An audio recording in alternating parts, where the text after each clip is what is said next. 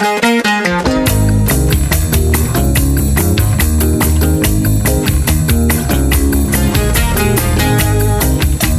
right, 24 minutes before 11 o'clock. Thank you for tuning in.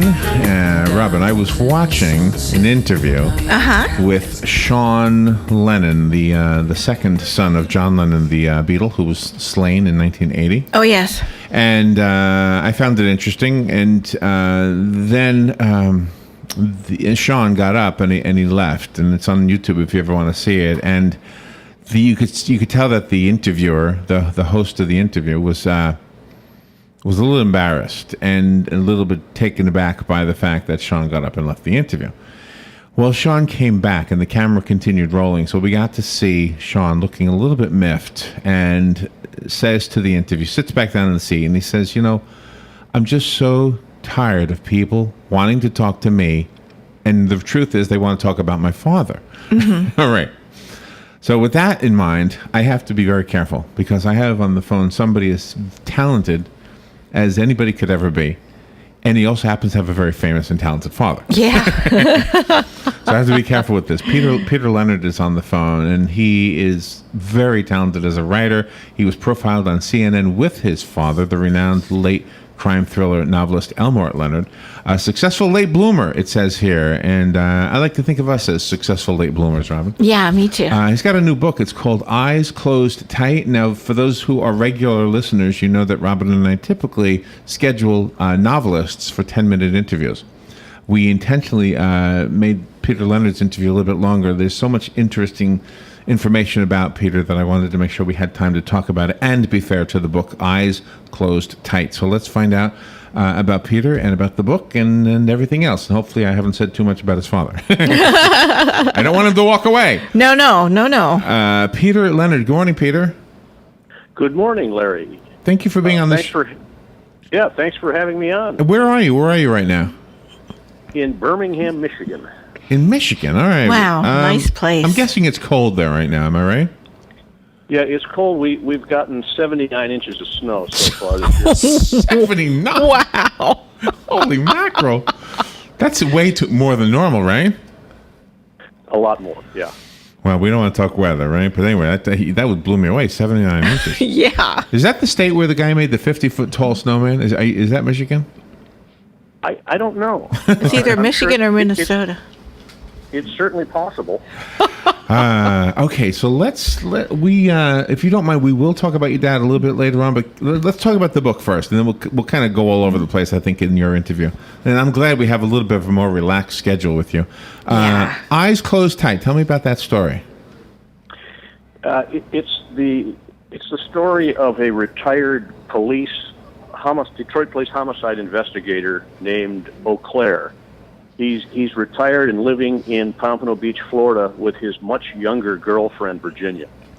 And when the story opens, Eau Claire is cleaning up the pool area around his motel, picking up beer cans and cigarette butts, and he's got students from a school in Boston staying there with him. And he discovers the body of a young girl on the beach, and touches her and realizes quickly that she's dead. Her skin is cold, and he'd investigated 1,500 murders when he was with homicide. So then when a second body is left on the beach in front of his motel, he knows that someone is trying to tell him something. And both of these women have been murdered in a peculiar way that reminds him of a case he'd solved 6 years earlier in Detroit. That's how it begins. Oh, my goodness. Okay, so the fact that the murderer is trying to send a message to him by killing more women, wow, that's already got us wanting to read the book. Mm-hmm. So is he worried for himself or for his younger girlfriend, Virginia? Well, he's alarmed because he had investigated this murder in Detroit, and they caught a guy and put him away. The guy convicted, Alvin Monroe, is doing 2 life sentences at IMAX, which is a prison in northern Michigan. And so, yeah, he's concerned, of course. And and he thinks that he obviously missed something the first time around. So he goes back to Detroit. He leaves Pompano Beach in January and goes to Detroit, where the sky is white and the ground is white, this opaque world that he'd left and said he'd never go back to. And he looks at his old case file, his investigator's file, and he's reading through it, wondering what he missed, because he had to have missed something. And he reinvestigates the case, and the reader is looking over his shoulder, as he does it. Oh, wow. I really like the phrase that you used, opaque world. That shows that you're an excellent writer, but you have no problem using that in your everyday jargon. Right. Exactly. I wanted to also point out that I spent parts of a month with Detroit Police Homicide, and I read old case files and talked to detectives and went to crime scenes. And it was a fascinating glimpse into the world of murder, and so that was where I got all the background for the book. Wow! And I think it's realistic because the details that I used are were from cases. Now, some of the authors that we have listening, and we have a lot. It's an interesting thing that when we talk to authors, we end up having authors who call or write later on and ask questions that we don't know the answers to usually. So, if you're listening, by the way, the phone line is open if you want to ask Peter a question. The one thing that comes up is the fact that they've kind of tapped into your method, I guess. So, in your case, your method is to do research by literally immersing yourself in the life of your character, sounds like, or at least as close as you can. Well, sometimes it works that way, but often it's I just research by going online, and it just depends on the story. Well, you have more than one story going on within your book, though, because you do have that element of the age difference between Eau Claire and Virginia. Yes, and I think it gives hope for older guys like me. Maybe they can interest a good-looking young girl, Right. So I don't want you to walk away, but can we chat about your dad a little bit? Sure. Do you think your talent as a writer is genetically inherited? Did you learn it because your dad and you talked about writing a lot? Did you read your dad's writing a lot when you were younger? How did you become a great writer like your dad? I've always wondered this about the child of somebody who's already established himself or herself as great at what they do. Well, I don't know exactly precisely, but I think that I certainly listened to my father, and over the course of 5 decades, I heard, my dad saying things like, leave out the parts readers tend to skip. If it sounds like writing, rewrite it. Never start a book with weather. Never use a verb other than said to carry dialogue. And I spent a great deal of time with my dad touring. We went to universities, speaking engagements, and we went to bookstores and book festivals. And so I had a chance to talk to him about writing. And so I learned certainly a lot that way, and I read a lot when I was younger, and so I think all these things, helped. But there's no guarantee. You have to sit down at the desk and do it. It's hard work. There's a lot to learn.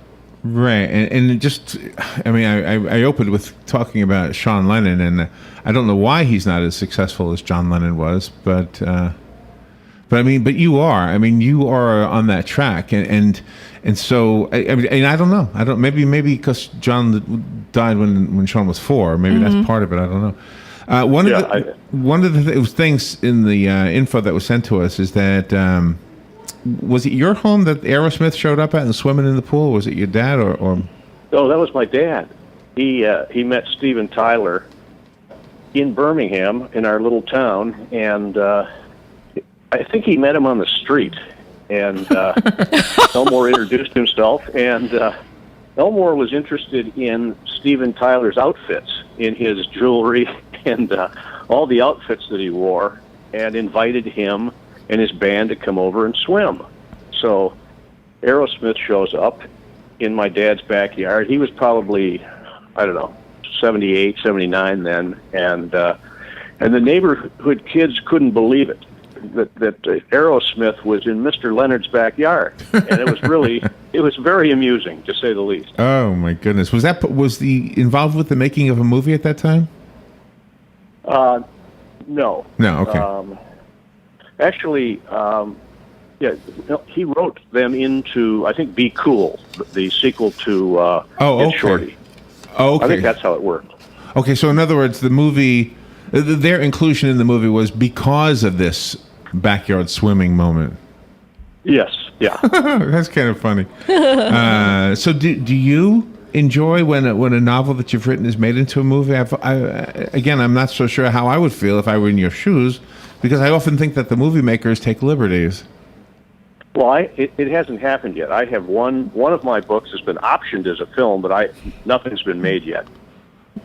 I did, I watched my dad and heard his reactions to films that were adapted from his work, and they were usually pretty bad.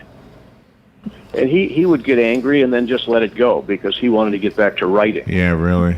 Well, I can imagine that it's more often than not that a filmmaker doesn't quite tell the same story that the author told in the book. Unless, of course, the author happens to also be the screenwriter, then maybe there's a chance for that. Did you? Well, yours is still perhaps in the works. Did your dad write the screenplays also?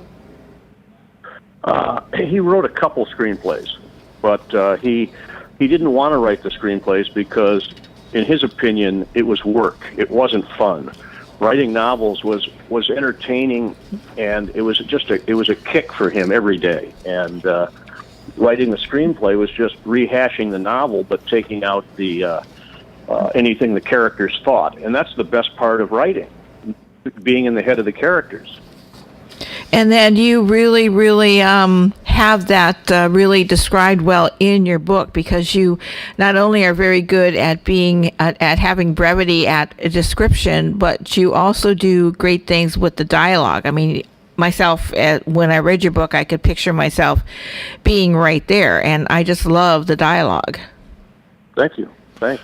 So did you? Go ahead. I'm sorry. No, you. No, I was going to say that's the fun for me. I love writing dialogue, and I think writing dialogue in situations where there's opportunity to be funny, and there are a lot of opportunities.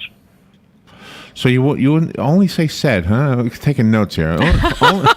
He said, she said, not he motioned or he recommended. Right. The book is called Eyes Closed Tight. Peter Leonard is the author of the book, and is this part of a series? No, although Eau Claire and Virginia were in my second novel, trust me. They were really more bit characters in that book, and I liked them both, and I thought I've got to do something more with them. So I make Eau Claire the main character in Eyes Closed Tight, and Virginia is certainly a close second. So tell me about yourself a little bit in regards to the statement in your profile that says you are a late bloomer. Well, I didn't start writing fiction until about 7 years ago, and I was in the advertising business for 30 years. So I was a partner in an agency that I started, and so when you're 50, I was about 50, maybe 49, something like that. It's late to try to think you're going to launch a second career, and I wrote a book, Quiver, and I gave it to my father, asked him to take a look at it, and knowing that the last time I had done this was 27 years earlier, when I wrote a short story after college, and I sent it to him. It was a 6-page story, and he sent me a 3-page critique. Oh, no. And, oh, no. And the gist of which was, your characters are like strips of leather drying in the sun. They all look and sound the same. So I got in that business. I know it sounds brutal, but in my dad, it doesn't sound like him because he didn't use metaphors and similes, so this was really kind of not his sound at all. But I got involved in the business and got married, and I've got 4 kids, and life passes by fast. And Yeah. I was bored out of my mind writing ads, and I thought, okay, if I'm ever going to do this, I got to do it now. And so I had been at a meeting, advertising pitch at Volkswagen, and I showed 3 campaigns, and the first one the ad manager took, and it was a storyboard, and he took it and he flung it across the conference room like a frisbee. Oh, and, man. Oh. It was in fun though. I didn't care, but I stopped and saw my dad on the way home, and he was wearing a 9-inch nails T-shirt and jeans and sandals, and I was wearing a blazer and gray pants and a tie, and my dad, he was writing The Hot Kid, and he had a bounce in his step, and he was excited, and so I thought, I got to do this. Maybe that was my epiphany. I don't know. Oh, that's interesting. So I'm not trying to be a psychiatrist here or a psychologist, but do you think, looking back on the bad critique or the honest critique, how about I say that, that your dad gave you? It was honest. Yeah, but still, you probably took it hard. Did it dissuade I you did. from writing more? I don't think it did, because the idea that I, after graduating from college, was going to become a novelist, that's a bit of a stretch. I had to do something, get into something that would make me money right away, and advertising was that thing. Do you know, we also write advertising. Obviously, we work at a radio station, and in our world, we've got 3 types: the 15-second, the 30-second, and the 60-second. Yeah. Right. Right. And in an effort to try to be creative, the biggest challenge is the 15-second, because how do you tell somebody to go buy a box of Cheerios in 15 seconds and say more than anything other than go buy a box of Cheerios? Right. It's always that's the challenge. So did you, because you had the creative part of you, obviously, I mean, you've taken that creative part and written some novels now, but in writing ads, did you find yourself maybe at the mercy of the advertiser, simply because you'd come up with a great, clever idea and they'd say, nope, I want you to say, buy my Cheerios, buy my Cheerios, buy my Cheerios. Yeah, absolutely. And I think that you're only as good as your client will let you be in advertising. And I happen to work for some good people. I work mostly on Volkswagen and Audi advertising, and Hiram Walker, which had a variety of booze products. So fun, good accounts, and generally pretty good people, until that wave of managers left and some young guys came in, young guys and girls who didn't seem to know what they were doing, and then it got difficult. Oh, wow. And that's always the way too, because you develop a rapport, and in trying to sell their product, you live and breathe that product, and then you have a new group of people come on board, and then you're the one that seemingly has to change, and not them, because they feel their ideas are the best. Exactly. Yeah, I had a guy who would drink beer on weekends and think of ads, and on Monday he would email them to me. He'd do a little sketch he'd say, "Hey, work these up." And I'd say, "Work what up?" I said, "There isn't an idea here." Oh no! Wow. Well, our experience, just kind of shop notes, and then we'll get back to the book, because I don't want to be unfair to the book. No, this is a great I know book. it's important to talk about the book, but that's why we spread out our time with you. But just to compare notes, I've always said to the local advertisers, you got to pay attention to the big guys, because they don't fill 30 seconds with 2 pages of words. They have a short paragraph and they spread them out. Yeah. It's almost like poetry. A well-written ad can be like poetry, and some of the some of the local ads are, so many words in a tight space. It's unbelievable. So. Yeah, you don't have to fill it all up. You can have some white space. Yes, which is why it's like poetry when it's well written and short and spaced out nice and spacey. When you moved Eau Claire and Virginia from being secondary characters to each having a primary role, did that make you nervous? No, not at all, because I knew that Eau Claire was waiting to bust out, and I liked him a lot, and he was so easy to work with as a character. I mean, characters really, they kind of become real to me, and I feel almost as though they're writing their own lines. And I know that probably sounds crazy, but it is true. And Virginia I liked a lot too. She was I'm trying to think. She was emo. She wore a dog collar and had purple hair, and she had a tongue stud and a lip stud. And when she moved to Florida with Eau Claire, she got rid of all that stuff. And he couldn't believe her transformation. I mean, she was good looking anyway, but now she was really something. And so I cleaned her up quite a bit. That makes it more interesting to the reader also to see somebody's personality change or their outward appearance, because if they relate to one character, they're saying to themselves, oh yeah, I can be different than everybody else. Right. And Virginia tried to hip Eau Claire up. He's a guy with very little style. He wore tie shoes that had salt stains on them from Detroit winters, and she bought him FUBU shorts and Tommy Bahama Hawaiian shirts and Ray-Ban sunglasses. And there's a scene where he is looking at himself in the mirror, and he thinks he looks like a clown because he's not used to seeing himself in those clothes. And everybody wears them because Virginia wants him to.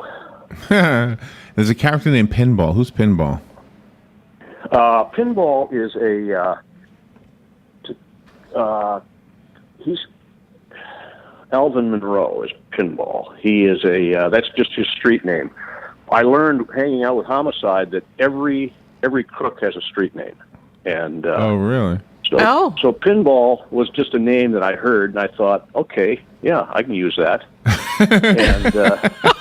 and so then I had to describe him, and so when Eau Claire's partner is chasing him, he says, now I know why he got his name. The guy's running and banging off stuff, and so it seemed to make sense. Oh, wow. Kind of like Jackie Chan, he's yeah, right. He was moving all over the place. Rob and I recently watched the Woody Allen movie Blue Jasmine, and I guess we realized at one point that Woody Allen had chosen names that were spices, jasmine and chili and ginger. Yeah. And you have Eau Claire and Virginia. Are you picking places on purpose, or is that just a coincidence? I mean, I know you spell Eau Claire differently than the city in Wisconsin, but... Oh, yeah. I've never been there. I don't, Eau Claire actually was a guy I knew in high school. Oh, okay. And so I've modeled the character, sort of after this guy I've known for 40 years. And it seemed to help ground the character in reality, knowing, the real Eau Claire, who is a big, ruddy-faced Irishman, which is probably redundant, but oh no! And the what you just illustrated right there is your talent for levity as well. I mean, you've got a sense of humor in the book as well.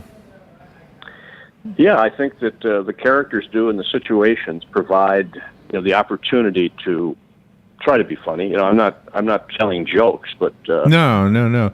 But certain characters lend themselves to being funny more than others, and is that dictated by the elusive? And this comes up a lot with authors. It's like the characters, even though they're created by you, are almost dictating to you what they will be doing.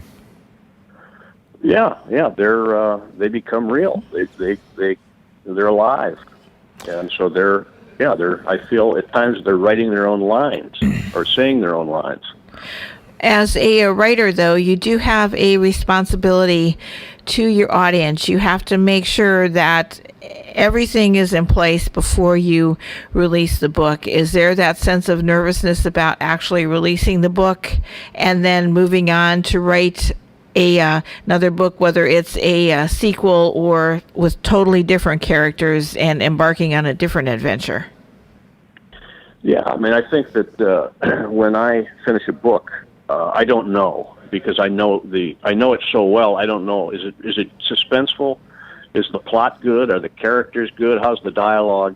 So I usually give it to a few people just to get reactions. And so Eyes Closed Tight, I gave a copy of it to my former business partner, Tim Mayer, he's a smart guy. He's a writer, and he gave me 2 pages of notes, and a lot of what he said was right. So I ended up rewriting parts of the book. I cut 15,000 words. Wow. And wrote 16,000 words, and I think it made an incredible difference. And I got rid of whole chapters, and then I felt very confident when I did that. Constructive feedback, yeah. Yeah. That's good stuff. All right, I have a copy of Peter's book. I'd like to give it away. It's called Eyes Closed Tight. If you would like the copy that was sent to me, call me at 622-9622, and I'll put your name on it. It'll be waiting for you. See, the number I just told you, by the way, is the WOCA Climate Control Source Hotline, 622-9622. Peter, do you have a website? I do. PeterLeonardBooks.com. That's easy enough. Let me give this one away. Good morning. You've got the book. Who's this? It's Marquetta. Marquetta. Do you know where we are? I do. I love the mall. Okay, we are, yes, right at the mall. Is it Marquetta? ETTA. Okay, all right, Marquetta. It'll be waiting for you. Thank you. You're welcome. There you go. Happy customer. And the phone lit up, by the way, right away. So I think you've got a hit on your hands. PeterLeonardBooks.com is the website. I'm guessing the book is everywhere, Amazon, etc. Yeah, it's Amazon.com, BarnesandNoble.com, and it's actually, I think, a featured book at all Barnes and Noble stores for the next month or so. Oh, wow. That's great. If you're ever in Central Florida, we'd love to have you on. Well, you can come back anytime, really, but it doesn't have to be. But if you're here, I mean, in the studio, you could be here with us. We'd love that. I'd love it. That'd be great. That'd be fun. Yeah, I'd enjoy it. And you truly are an inspiration, sir, to all the aspiring writers out there, because you have shown that you can accept constructive feedback, and you can and you also stick to your guns when you're adamant about an idea, and then you make sure you move forward with it. Well, I think I would just say to anyone who wants to write. Don't say you're going to be a writer. Prove it. You know? Yeah, right. And, Hemingway said something like that. If you want to be a writer, you got to write. So. And you said it the way Hemingway would have said it. Yes. Right? Very much so. Yeah, I think so. I think that's probably how he sounded. Peter, thank you for being on the air with us today. My pleasure. Thank you. All right, we'll take a little break and be right back. You're listening to WOCA News Talk 1370, Ocala's source for what's happening in today's hottest, up-to-date news and talk.